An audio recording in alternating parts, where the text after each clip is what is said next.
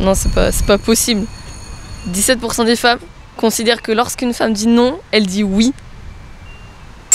40% des infections sexuellement transmissibles détectées chez les 15-24 ans, alors que nos parents viennent de la génération SIDA et que nous, on est une génération où on nous a éduqués à l'époque où nous jetant des capotes à la gueule. Bah franchement, ça fait peur. Salut, moi c'est Julien, je travaille pour le service communication du département de Maine-et-Loire. Il y a quelques mois, les médecins des CPEF nous ont appelés pour les aider à informer les jeunes sur les questions de sexualité. Mais d'ailleurs, je vous parle des CPEF, mais vous savez ce que c'est ? Ce sont des centres de prévention et de soins liés aux questions de sexualité notamment. Ces centres gratuits et anonymes sont gérés par le département. C'est pour ça qu'avec l'équipe de communication, on a débarqué sur plusieurs campus du Maine-et-Loire en sortant les grands moyens. Une pancarte XXL avec des statistiques un peu choc et un micro pour laisser les étudiants s'exprimer.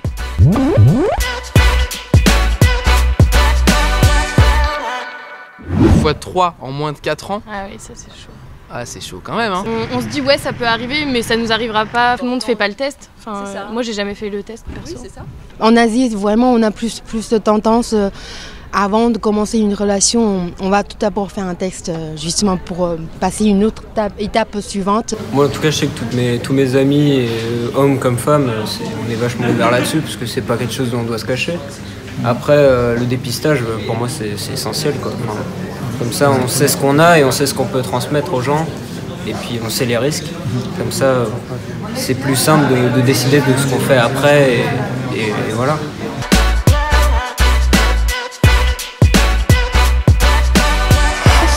Je trouve ça choquant. Je trouve ça très très jeune en fait.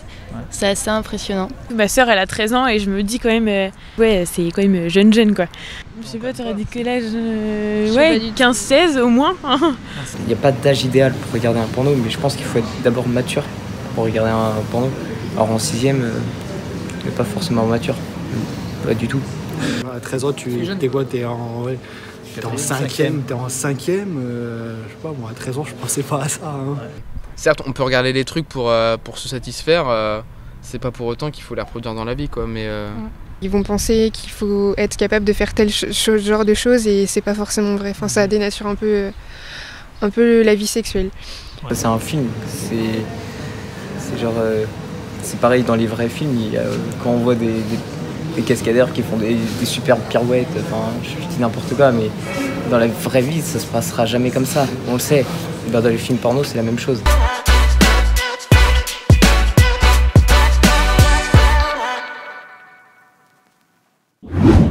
Je pense que c'est un faible pourcentage, je pense qu'il y en a plus.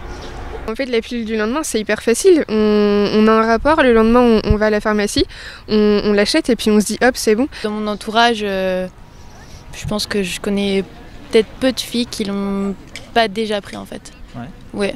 Donc c'est pour ça, ça me choque pas. Pour moi, c'est limite normal. Enfin, on en parle librement et beaucoup de filles l'ont déjà fait. Elles se rendent pas compte que la pilule, c'est entre 60 et 70 fois la pilule. C'est comme s'ils prenaient en fait 70 fois la pilule en même temps ou 60 fois, je sais plus. Ah, c'est pas lèche quoi, c'est pas le... Ouais. C'est pas un Smarties le truc, Et donc je pense que faudrait peut-être plus prendre conscience que non, faut pas trop en abuser. Quoi. Il faudrait que ce soit rare pour l'utilisation de ça. Je pensais qu'il aurait été beaucoup plus élevé, que beaucoup plus d'étudiants, de jeunes utiliseraient des préservatifs.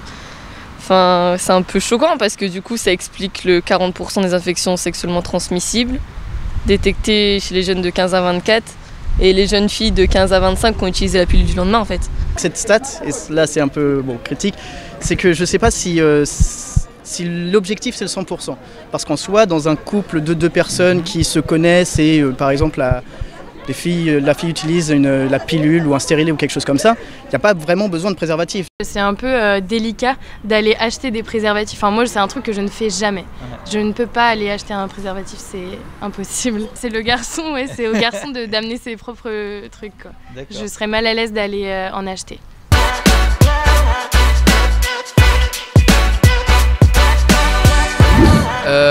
Ouais.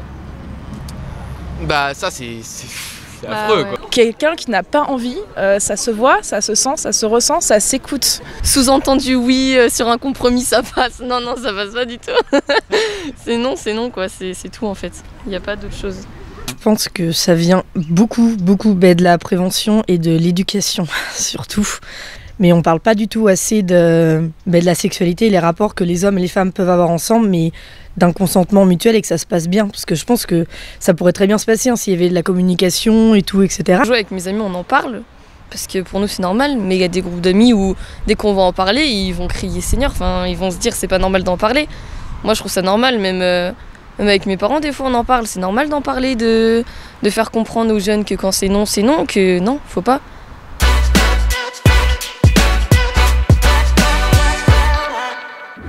C'est quand même en 92, c'était quand même assez récent quand même, donc c'est pas non plus quelque chose qu'on comprend, les gens ils sont vraiment assez bloqués d'esprit quand même.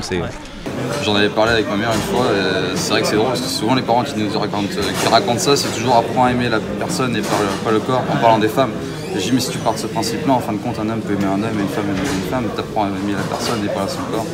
Donc je comprends pas que l'homosexualité soit encore tabou. Moi je connais des gens qui ont encore été insultés il y a moins d'1 an parce qu'ils étaient homo. Bah non. Non, on n'a pas à insulter les gens comme ça.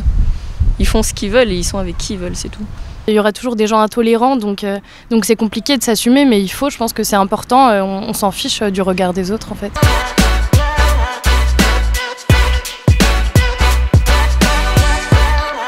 Ce qui me choque le plus, c'est que ce soit les 15 à 24 ans qui soient le plus touchés, quoi. Parce qu'aujourd'hui, on a été formés, on a été éduqués quand on était au collège, on a eu des cours sur tout ça pour la protection et malgré ça c'est quand même 40%, quoi. J'ai vraiment l'impression que dans l'imaginaire commun c'est le sida et voilà. C'est tout. Mais il y en a c'est le sida.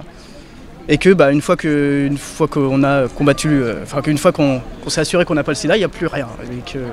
C'est peut-être ça le problème aussi.